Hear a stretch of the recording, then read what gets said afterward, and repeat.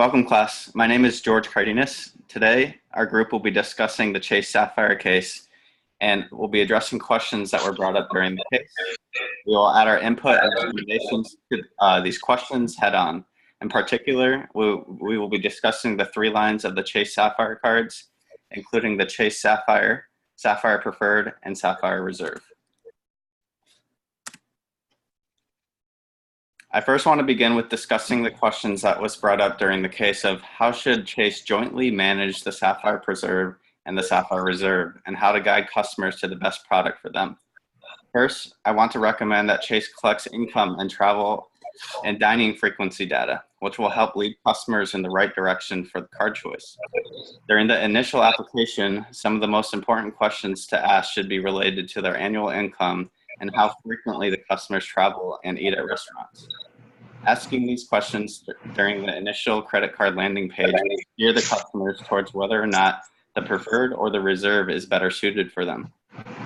With that being said, those who are in a higher income bracket and travel more frequently would be better fitted to handle a $450 annual fee with the Chase Sapphire Reserve. The card will provide valuable perks such as a $300 annual airline credit, access to airport lounges, and hotel and rental car benefits, as well as credit to enroll in either TSA PreCheck or Global Entry. All of these things a frequent traveler would really enjoy.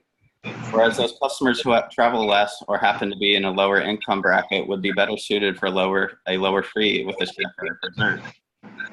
The annual fee with the preferred is reasonable and still offers excellent travel and dining benefits for those who don't travel frequently. Lastly, we would expect Chase to set a clear and transparent income and credit score requirements for the preferred and reserve.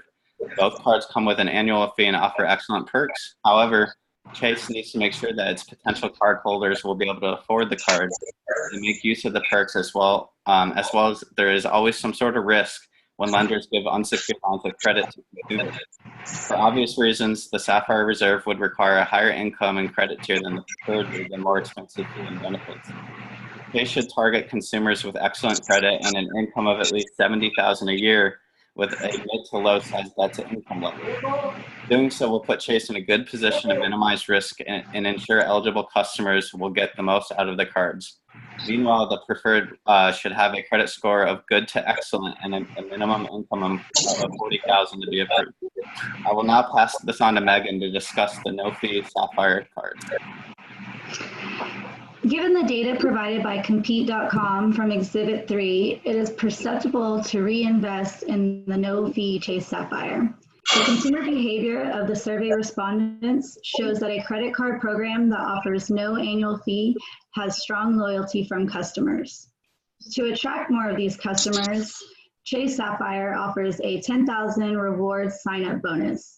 In addition, we could provide a welcome bonus of $150 once $2,500 has been spent within the first 3 months.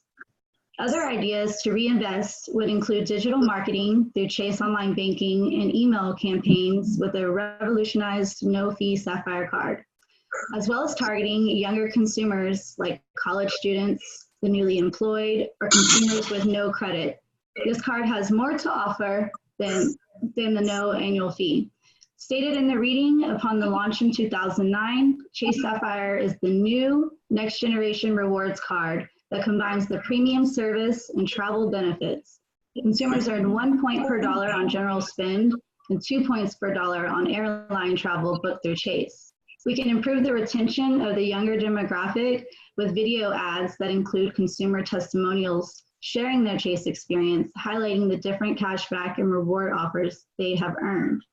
Next, Andre will be discussing features and benefits.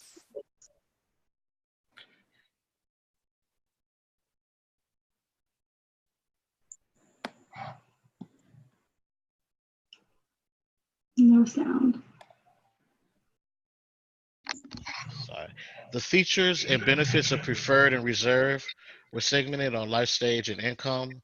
We bundled benefits according to those that were important to consumers via loyalty and those that evoked more frequent use of the cards.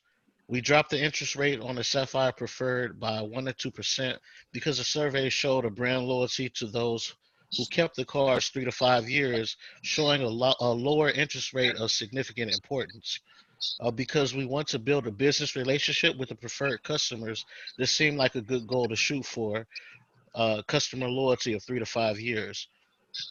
Most Sapphire Reserve consumers showed high percentage of brand loyalty from almost all categories surveyed, and therefore we gave this card all the features of its lower counterpart and added 2 exclusive benefits: unlimited cashback and hotel elite status.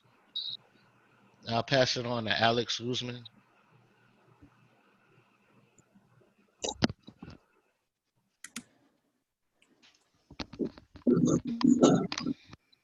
Going over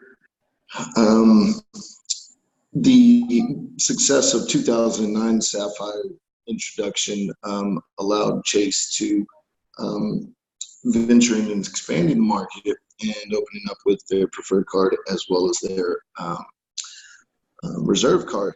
However, in order to avoid constricting the market, they had to look at the vast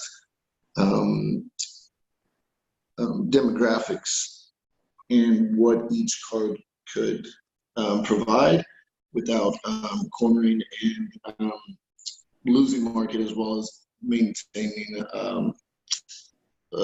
increased profit margins.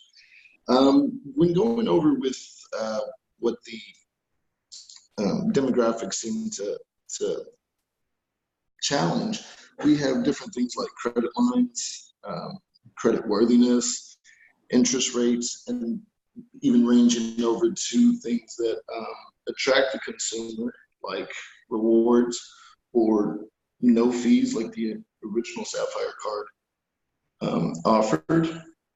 So with various benefits and various costs, Chase had to strategize and maintain the different customer values and opportunities. With rewards, they're able to have a $450 annual fee for those Sapphire Reserve customers that found value in those perks and were willing to pay that $450. However, minimizing perks for more of the basic Sapphire card was also presented in the recent decade. Can I have somebody switch the screen for me, please? Thank you. I think there we go. Okay, I appreciate it. As far as the different markets and market segments, we had to look at the prosperous and content. Those that are traveling with millennials, the market that they expanded was that they were credit savvy, and they were aware of rewards and perks that they could accumulate. You also had the deal chasers, and then you also had the financially stressed, those that did not want to pay a fee, did not travel much, and did not want to venture into an annual fee or high APR. You also have the credit users and the self-aware avoiders, and those are the ones that you're just going to have to have a basic market for. Chase did a great job in expanding their range and benefits to provide convenience and relevance to the target markets at hand. Different life stages and assets also come into play, as well as credit lines and credit worthiness for approval. In conclusion, I think what they were able to do and segment off over the past 10 years has really been beneficial, especially with the announcement of the reserve card that hit their annual market within the first 2 weeks. I want to say thank you very much from our team, and have a great evening. Thank you so much. Thank you.